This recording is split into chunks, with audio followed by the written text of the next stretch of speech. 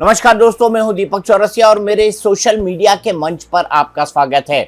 आज हम एक ऐसे बयान का विश्लेषण करेंगे जो बयान राहुल गांधी की वोट या वोटर अधिकार यात्रा पर डेंट लगा सकता है। और यह बयान गांधी परिवार की बेहद नजदीकी रही सैयदा हमीद ने दिया है। सैयदा हमीद गांधी परिवार की न केवल नजदीकी हैं बल्कि एक समय में वो योजना आयोग की सदस्य रही थी यूपीए के कार्यकाल में। और गांधी परिवार की जितनी पॉलिसी मेकिंग होती थे या गांधी परिवार पॉलिसी मेकिंग के दिशा में जो भी काम करता था, यूपीए की सरकार जो काम करती थी उसमें सैयदा हमीद का नाम प्रमुख था।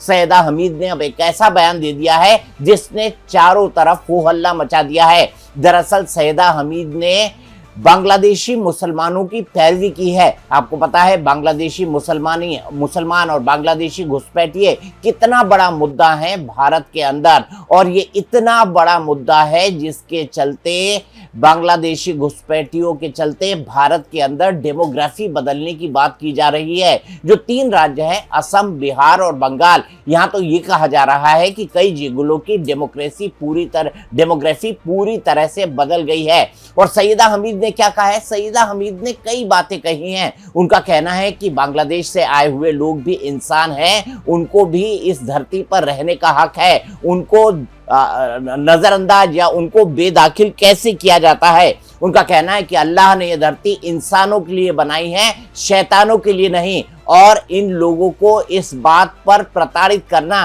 कि ये बांग्लादेशी हैं, एक गैर देश में आकर घुस गए हैं, ऐसा कहना मानवता के लिए भी हानिकारक है और ये बेहद शरारती है। सैयदा हमीद की ये बातें एक ऐसे समय में आई हैं जब राहुल गांधी वोटर अधिकार यात्रा निकाल रहे हैं। घुसपैठियों का मुद्दा बड़ी प्रबलता से चल रहा है और घुसपैठियों के मुद्दे को लेकर आने वाले समय में बिहार का चुनाव भी लड़ा जाएगा, बंगाल का चुनाव भी लड़ा जाएगा और असम का चुनाव भी लड़ा जाएगा। असम सरकार ने, असम की बीजेपी ने इस पर बहुत कड़ी प्रतिक्रिया दी है। उनका कहना है कि सैयदा हमीद को ऐसे तमाम लोगों को जो है अपने घर में रख लेना चाहिए या अपनी विचारधारा से जुड़े हुए दूसरे लोगों के घरों में इनको जगह दे देना चाहिए। सैयदा हमीद का यह बयान बेहद शरारतपूर्ण है। सैयदा हमीद ने यहां तक कहा है कि ऐसे लोगों को बेदखल करना शरारतपूर्ण होगा। सैयदा हमीद ने क्या कुछ कहा है, आइए पहले सुन लेते हैं, फिर मैं इसका पॉलिटिकल इंटरप्रिटेशन आपको समझाऊंगा। मानों का जो हाल हो रहा है और उनको बांग्लादेशी, और अच्छा बांग्लादेशी बोलने में क्या गुनाह है? अरे भाई बांग्लादेशी भी तो इंसान है। अरे दुनिया इतनी बड़ी है, बांग्लादेशी भी यहाँ हो सकते। किसी का राइट डिप्राइव तो नहीं कर रहे।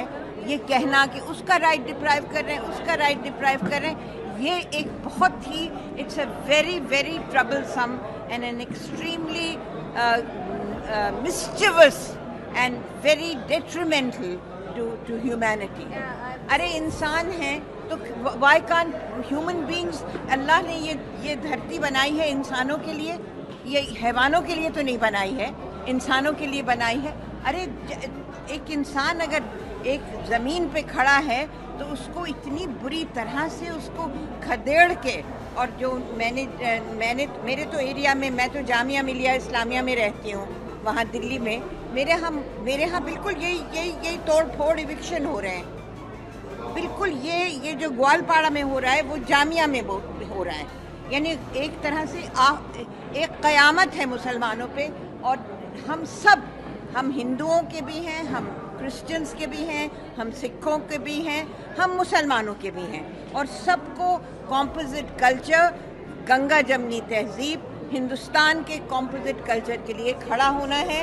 अगर ये सरकार, समझिए ये एक कत्ले आम है और अल्लाह ताला, भगवान, गुरु कभी इसको माफ़ नहीं करेंगे। एक दिन ये क़यामत का सिलसिला ख़त्म हो। सीएम ऑफ असम वो बोल रहे हैं कि आप लोग यहाँ पे आए हुए हैं और इस सिचुएशन खराब और शांति फैलाने के लिए आप लोग आया है।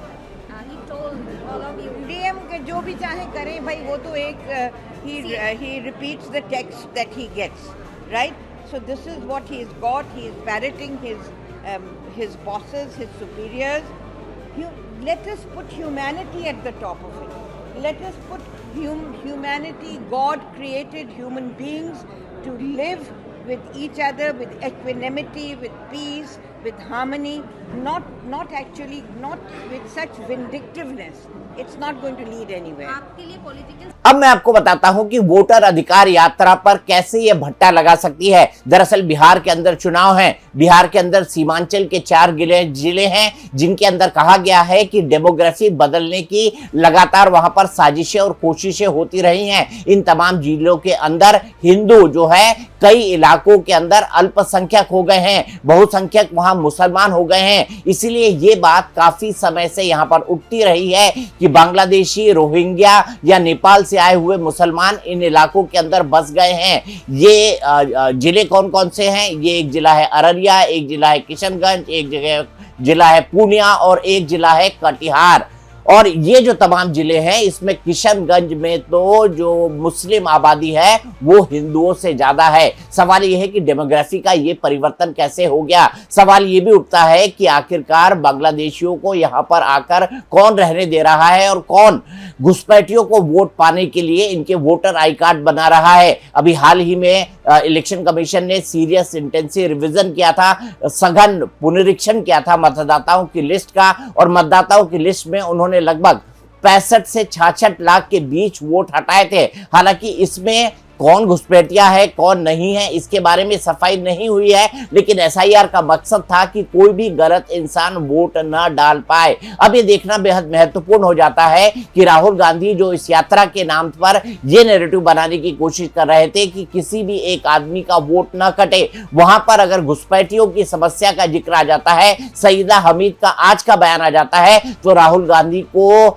सफाई देने में बड़ी मुश्किलों का सामना करना पड़ेगा कि आखिर वो घुसपैठियों का इस तरीके से समर्थन क्यों कर रहे हैं, या उनके परिवार की एक नजदीकी महिला ने बांग्लादेशी घुसपैठियों का क्यों समर्थन किया है। आपको पता है जब बांग्लादेशी घुसपैठिए भारत के अंदर आते हैं तो और कई तरह की दिक्कतें लाते हैं। आपको पता है असम के अंदर डेमोग्राफी का परिवर्तन ये अपने आप में बहुत बड़ा मुद्दा है। बांग्लादेश के अंदर डेमोग्राफी में परिवर्तन ये अपने आप में बहुत बड़ा मुद्दा है। इसीलिए बार बार कहा जाता है कि बांग्लादेश में मुसलमानों की संख्या 35% से अधिक हो गई है। असम के बारे में भी कहा जाता है कि कई सारे जिले ऐसे हैं जिन जिलों में मुस्लिमों की संख्या, मुस्लिमों की आबादी बढ़ गई है, और इनके बारे में यही कहा जाता है कि ये वही लोग हैं जो बांग्लादेश से रोहिंग्या निकाले गए और निकलने के बाद धीरे धीरे आकर असम, पश्चिम बंगाल और बिहार जैसे राज्यों में सेटल होते गए। लिहाजा इनको इस घुसपैठ को रोकना, घुसपैठियों को बाहर निकालना ये अपने आप में एक बहुत बड़ी समस्या है।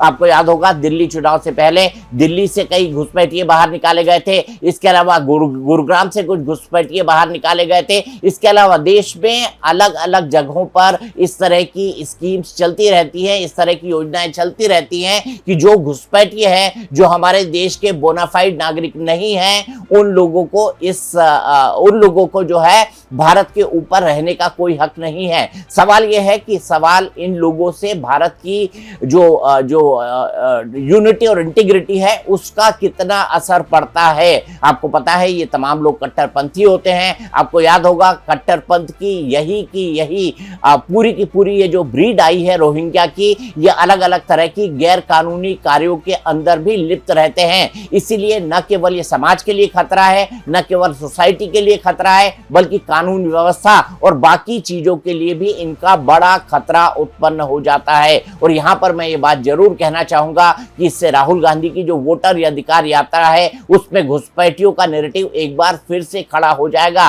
कई लोगों ने सईदा हमीद के ऊपर बड़ा तगड़ा हमला किया है। भारतीय जनता पार्टी असम प्रदेश ने उनके वीडियो को सबसे पहले ट्वीट करते हुए साफ साफ कहा कि सईदा हमीद को ऐसा बयान नहीं देना चाहिए। उन्होंने तो यहां तक कह दिया कि सईदा हमीद को ऐसे लोगों को अपने घर में रख लेना चाहिए। किरण रिजिजू ने यहां तक कहा कि अगर असम की डेमोग्राफी बदल गई तो ये भारत की एकता और अखंडता तक के लिए खतरा हो जाएगा। बंगाल की भी बदलती हुई जो डेमोग्राफी है वो भी भारत के लिए एक बहुत खतरनाक संकेत देती है, और यही काम बिहार के अंदर हो रहा है। तो आने वाले 3 चुनाव के अंदर घुसपैठियों का मुद्दा बड़ी प्रमुखता से सुनाई देगा। अब असम में जो सईदा हमीद ने ये बात कही है मेरे ख्याल से बहुत दूर तक जाएगी, और इसकी गूंज जो है आने वाले इन तीनों राज्यों के विधानसभा चुनाव में बड़े जोर शोर से सुनाई देगी।